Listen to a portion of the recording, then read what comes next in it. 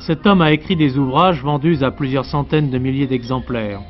Cet homme reçoit chaque jour des dizaines de lettres. Un peu partout dans le monde, des clubs portent son nom et s'inspirent de ses théories. Cet homme vit paisiblement à Charroux dans la Vienne. Parti voici quelques années à la recherche de l'insolite, Robert Charroux a jalonné son voyage d'une série d'ouvrages. Chacun d'eux a fait se lever le vent de la contestation parmi les universitaires, mais aussi parmi tous ceux qui refusent d'essayer de franchir la barrière du mystérieux, de l'insolite.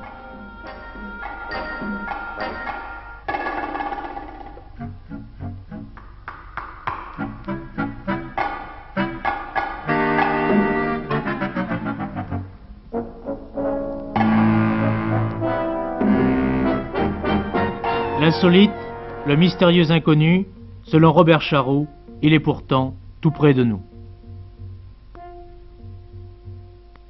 J'ai fait des découvertes dans les Deux-Sèvres, dans la Charente-Maritime, avec les tours hermétiques de Saint-Romain-de-Benay, des Béons. J'ai découvert des pierres à cupules, des menhirs, des choses connues quand même dans la Haute-Vienne, mais quelque chose de beaucoup plus intéressant, des châteaux forts vitrifiés aux environs de Guéret. Et il y en a également dans la Vienne. J'ai découvert une pyramide à Plouézoc, dans le Finistère, à 10 km au-dessus de Morlaix. Une pyramide que j'appelle la grande pyramide des Celtes, qui est grande comme une cathédrale.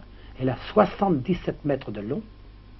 Elle est à 4 étages, exactement semblable aux pyramides du Mexique, aux pyramides de Monte Alban. Et je suis persuadé que ce sont des Mayas qui, comme le dit le Popol Vuh, le livre sacré des Mayas, sont des Mayas, des tribus Mayas qui sont revenus dans leur pays d'origine, qui était l'Europe, qui ont construit cette pyramide. Car les Mayas étaient des Européens. L'insolite, il y en a donc partout dans le monde et vous êtes allé à peu près partout. Pas partout, mais partout il y a de l'insolite. Par exemple, il y a de l'insolite au Brésil, dans le Sertão brésilien. Il y a des lampadaires électriques dans le Sertão brésilien qui éclairent depuis des milliers d'années. Des lampadaires électriques, enfin je présume, mais en pierre. Je présume qu'il y a un phénomène électrique qui les fait briller. Il y a de l'insolite au Pérou, j'y suis allé. Il y a de l'insolite en Bolivie, j'y suis allé. De l'insolite au Mexique, de l'insolite en Égypte, bien entendu, au Proche-Orient, dans le Liban. Oui, partout où il y a quelque chose d'extraordinaire, j'y vais. Les déplacements, ce n'est pas votre seule méthode de travail. Comment travaillez-vous? Travaillez-vous isolé? Je travaille isolé en ce sens que je suis seul à Charroux. Même la population, d'ailleurs, ignore que j'écris des livres. Mais j'ai des milliers de correspondants, de gens qui m'écrivent. Et j'ai une douzaine ou une quinzaine de correspondants attitrés dans différentes parties du monde qui me tiennent au courant de tout ce qu'il y a sur le plan scientifique, archéologique. Tout converge vers Charroux quand même. Vous voyez, je suis au courant de tout.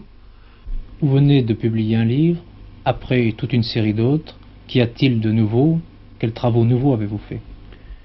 Eh bien, dans mon dernier livre, le livre des mondes oubliés, je parle d'alchimie. Je publie des comptes rendus scientifiques semblant indiquer que dans quelques années, on pourra se servir, le public pourra se servir d'une eau d'immortalité, car les savants russes Deryakin et Vedakin ont découvert une eau qu'on appelle la polywater, une eau polymère, qui, à mon avis, est l'eau d'immortalité que cherchaient les alchimistes. Ils l'ont trouvée en faisant comme les alchimistes, en faisant bouillir pendant 18 heures, chauffer pendant 18 heures de l'eau dans des tubes capillaires.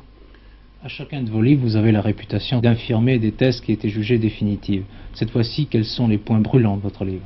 Les points brûlants, ce sera la contestation. Je suis un contestataire parce que je m'oppose aux conjurations de contre-vérité, et surtout je présente le problème de Jésus.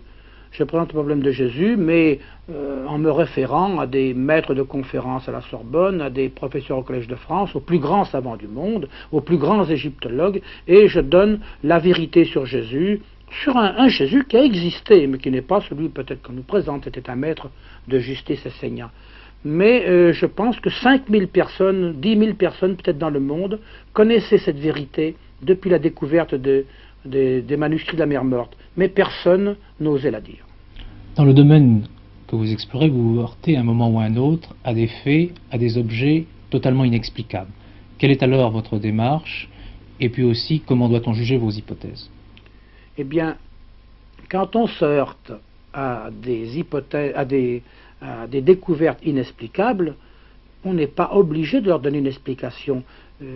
Quand des choses intriguent les hommes depuis 2000 ans, le problème de Jésus, le problème des fantômes, le problème du mystérieux inconnu, le problème de la voyance, et que l'on n'ait pas trouvé de solution en 2000 ans, il serait tout de même bien présomptueux de vouloir la donner, cette solution. Alors je présente mes thèses. Je présente mes thèses parce que j'essaie de réfléchir en regardant avec un œil neuf, avec un esprit neuf. Et je pense que ces thèses peuvent être prises en considération puisque l'œil neuf que j'essaie d'avoir me permet de découvrir des pyramides où personne n'en voit, me permet de découvrir, comme dans mon dernier livre, qu'en 1529, une fusée spatiale a volé avec L delta et 3 étages. Si les autres ne voient pas ça, peut-être n'ont-ils pas les yeux qu'il faut, peut-être n'ont-ils pas l'esprit qu'il faut également pour analyser. Mes thèses sont peut-être aventureuses, mais pourquoi ne seraient-elles pas bonnes? Vous venez de donner un peu la définition du chercheur d'insolite, mais l'insolite est-il réservé à des initiés? Peut-être, de toute façon, il est réservé à un honnête homme, car celui qui n'est pas libre, celui qui ne peut pas dire qu'il est un homme libre, celui qui est inféodé à une obédience, à une société, à quoi que ce soit, à une religion, à une politique, celui-là ne peut pas être un homme libre, ne peut pas être un honnête homme. En ce sens, le fantastique lui échappera, car le fantastique, c'est une affaire d'initiation et d'honnêteté personnelle. Pourquoi justement travaillez-vous à Charroux? Parce que c'est mon pays, c'est ma tante, ma grande-tante s'appelait Charroux, ma grand-mère s'appelait Charroux, c'est mon pseudonyme, c'est mon nom quand même, c'est un nom de famille, et je m'y sens bien.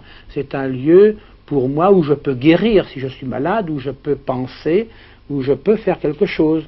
Alors que si je vais sur dans un pays granitique, par exemple, je ne me sentirais peut-être pas chez moi.